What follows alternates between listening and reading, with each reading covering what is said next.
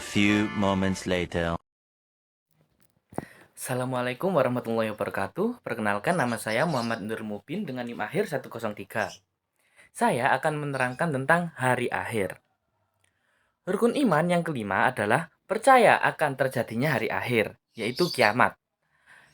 Hari itu adalah hari yang dijanjikan oleh Allah Subhanahu wa taala. Hari itu pasti akan datang. Tetapi tidak ada orang yang tahu kapan datangnya hari akhir tersebut, termasuk malaikat dan para rasul-rasulnya. Yang tahu kapan hari akhir adalah cuma Allah Subhanahu wa taala. Karena hal tersebut bagian dari rahasia Allah. Hari kiamat adalah suatu peristiwa ketika seluruh alam semesta mengalami kehancuran total dan seluruh makhluk binasa kecuali yang telah dikehendaki oleh Allah Subhanahu wa taala. Hari akhir terjadi pada saat ditiupnya sangkakala yang pertama oleh malaikat Israfil. Pada hari itu, dunia beserta seluruh isinya hancur. Masing-masing planet sudah tidak berjalan sesuai rotasinya, sehingga terjadi tabrakan antar planet. Semua makhluk hidup pada saat itu akan binasa, termasuk manusia. Hari akhir akan terjadi telah digambarkan oleh Allah Subhanahu wa taala dalam Al-Qur'an surat Al-Qari'ah ayat 1 sampai 11 yang bunyinya A'udzu billahi minasyaitonir rajim. Bismillahirrahmanirrahim.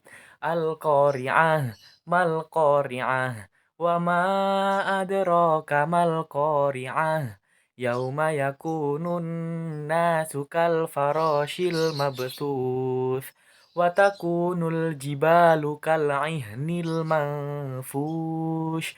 Fa'amma man sakulat mawazinuh fahiya fi 'ishatir radiyah wa amma man khaffat mawazinuh fa ummuhu hawiyah wa ma adraka ma hiyah narun hamiyah nas'alummohal afwa wal afiyah fid dini wad dunya wal akhirah. Shadaqallahul adim. Yang artinya, Al-Qari'ah, hari kiamat yang menggetarkan. Mal Qari'ah, apakah hari kiamat itu? Wa ma adraka mal Qari'ah, tahukah kamu apakah Al-Qari'ah itu? Yauma yakunun nasu kal farashil mabthuth, pada hari itu, manusia seperti laron yang berterbangan. Watakunul jibalu kal aihnil mangfush, dan gunung-gunung seperti bulu yang berhamburan.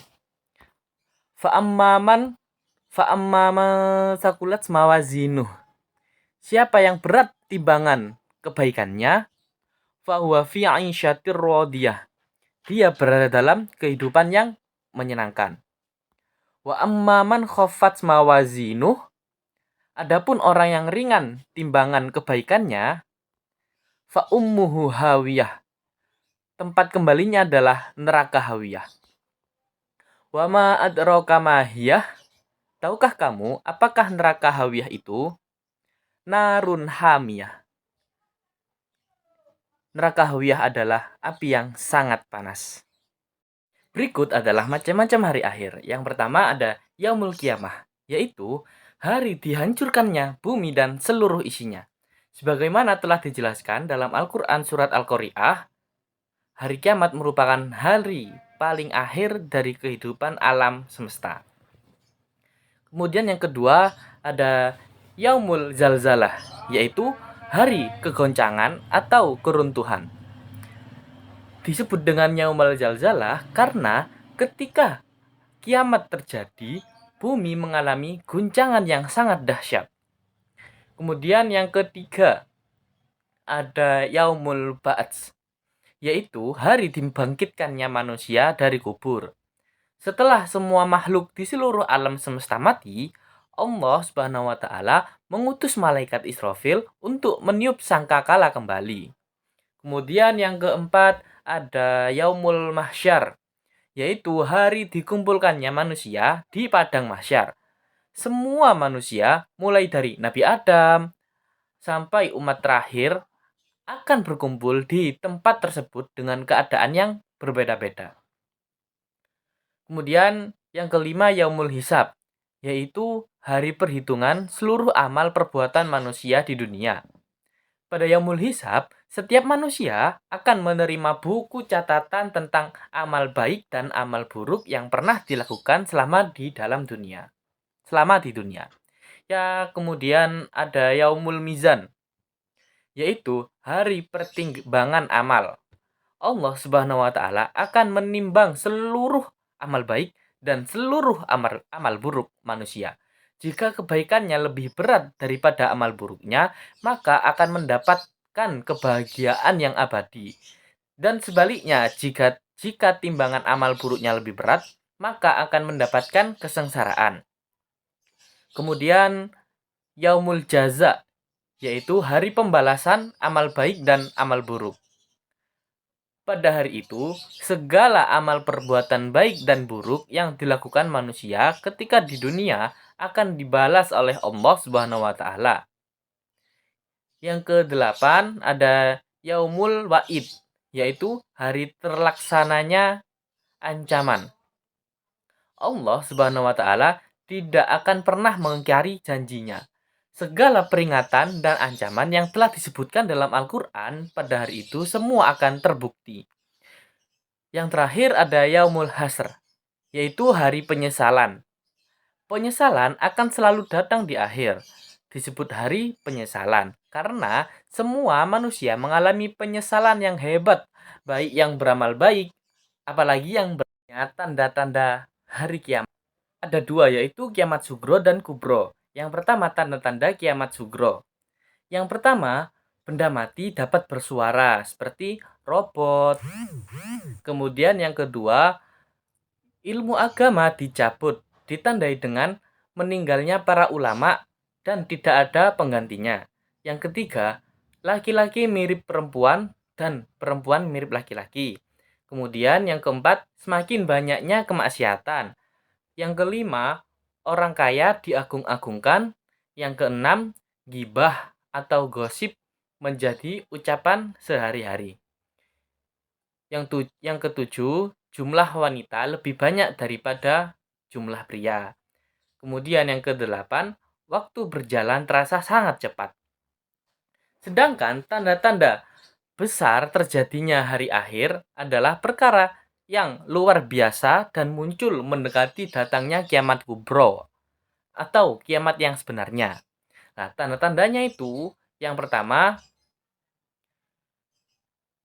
menjelang hari kiamat, Allah Subhanahu wa taala menurunkan kabut tipis sehingga seluruh muslimin mengalami kematian, sementara orang-orang kafir masih hidup. Kemudian yang kedua, munculnya Dajjal. Dia akan mengaku dirinya sebagai Tuhan. Salah satu ciri khusus Dajjal adalah sebelah matanya buta dan keningnya terdapat tulisan kafir. Kemudian yang ketiga, turunnya Imam Al-Mahdi di bumi.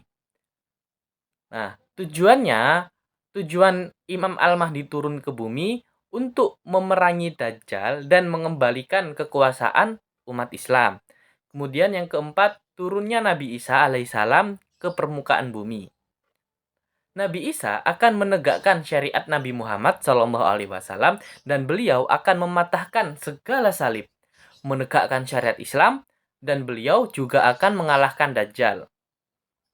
Yang kelima, keluarnya Ya'juj dan Ma'juj yang akan membuat kerusakan di permukaan bumi, yaitu apabila mereka berhasil menghancurkan dinding yang dibuat dari besi bercampur tembaga yang telah didirikan oleh Zulkarnain bersama dengan pasukan-pasukannya pada zaman dahulu.